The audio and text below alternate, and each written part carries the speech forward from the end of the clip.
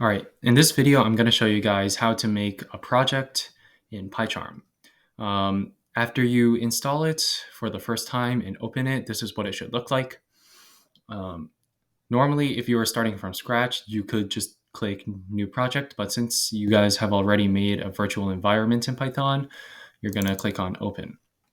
And you're going to want to navigate to your project folder. In this case, it's my name, Project Autism, and I'm going to open it.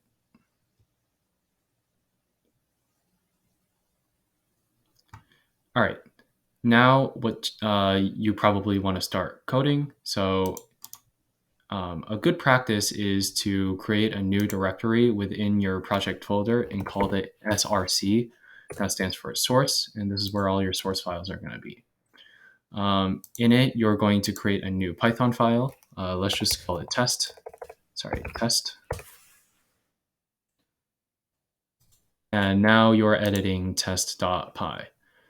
Now we can import, let's say numpy as np, just to keep it short. And let's create a variable x, which is a numpy array with numbers 1, 2, 3, and let's print out x. Now, how do we run this? Normally, you would be able to click run here, but that is currently grayed out. So what you want to do is click add configuration and click on this plus sign here. You want to create a new Python configuration. And now this will be our configuration. You can give this any name you want. I'm just going to name it test.py because that is the name of the script that we're running. And let's specify that it is for the script. So click on test.py here. And this is the working directory. So yeah, you also want to make sure that the Python interpreter is correct here. And for me, it is correct. If it's not, I can show you how to fix that. So, all right, we should be good now. And now we can run test.py. So run it. And you can see it has printed out the array 1, 2, and 3. In the case you don't have an interpreter set up, you can do that yourself. On Windows, you'll go to File and Settings. For Mac, there would be a top bar up here. You would click on Python and then PyCharm and then Preferences. So in here, you can just look up Interpreter and click on Python Interpreter on the left.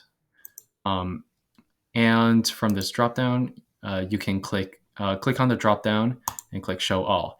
If your interpreter is not already in here, you can simply click on the plus button, and you can type in the location of your interpreter. Now, I said that I will show you guys how to find your interpreter path, so I'll do that right now. So right now, you want to navigate to your project folder, so I'll do that quickly. Autism. And you want to activate it. So that was for Python, Windows, venv scripts activate. Now what you want to do if for Windows is type where Python, and here is the path of your Python interpreter. In the case of Mac, you would type in which Python instead to find your interpreter path. In this case, it's going to be this interpreter path, not these other two, because this one is in our project virtual environment. So this is going to be the one that you're looking out for. By the way, once you're done with a virtual environment, you probably want to deactivate it by simply typing deactivate. And you can exit the command prompt by typing exit.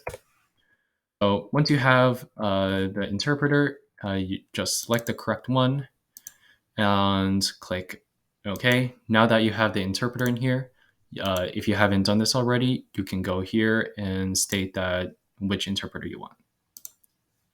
And that should be it.